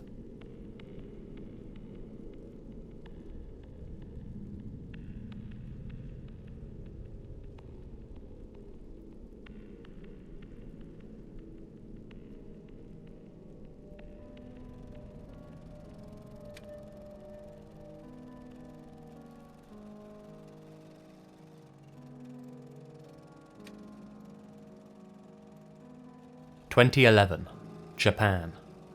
27-year-old Mayumi Arashi was at home with her father, her sister, and her 18-month-old baby. At one point in the afternoon, she became visibly flustered and uncomfortable. She quickly made her way out the front door, saying that she had plans to meet an old classmate of hers. Day became night, and the young mother still hadn't returned home. Worried about her well-being, her family began searching for her. Mayumi's sister, Yoko, contacted the former classmate Mayumi said she was meeting. Lo and behold, no such meeting had taken place, and the classmate said that the two of them had never agreed to meet to begin with. Mayumi had lied. But why? Later that evening, Yoko discovered a note left by Mayumi. She brought it to the attention of the police. The note mentioned a man known to the media as A. It read as follows: "To my family, I've been betrayed by A. This could be my punishment for betraying my husband. I'm sorry." What on earth was this cryptic message supposed to mean? What was Mayumi hinting at? An affair of some kind? How had this A betrayed her? So many questions raised by such a short note. In addition to finding this message, Yoko also stated that she had received a call from A himself. Apparently, he claimed to have met with Mayumi in the afternoon when she disappeared, and said that he wanted to go to jail if Mayumi ever turned up dead. Another cryptic clue. Was A trying to express that he felt guilty if Mayumi killed herself? Or was he hinting at the fact that he had killed her? The next morning, the police were able to track down A. They saw him walking into a forested area carrying 2 cartons of juice.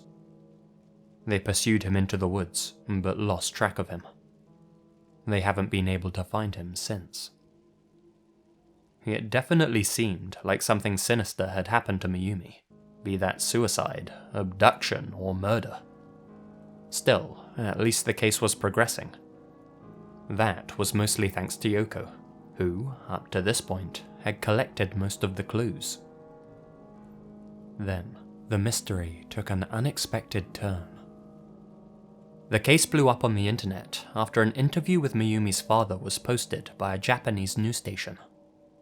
It wasn't what he said in the interview that made it go viral. It's what was spotted in the background. There, posted on the wall behind Mayumi's father, was a note. The note was in Mayumi's handwriting. It read, "Don't trust what Yoko says." Nobody knows what this mysterious note is referring to, or why it was put there. It wasn't addressed during the interview, and apparently the news team didn't even notice it, despite it being clearly visible. It's difficult to find sources for this case which aren't in Japanese, but there are some interesting theories being discussed online.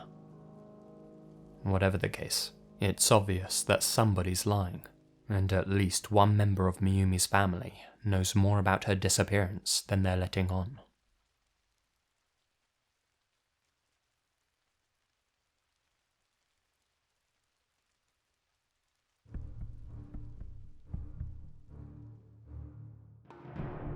Hey guys, Lazy here, and thank you very much for listening. A special thank you to my biggest patrons: Ray Price Burton, Marley Wright, Crawford K McDonald, Scion of the Emperor, Monica Mendoza, Alex Greensoul, Philip Westra, Gina Valera, Bob the Davil, ProCupidineNata, and Lester Llido. Please consider supporting me by following the link in the description.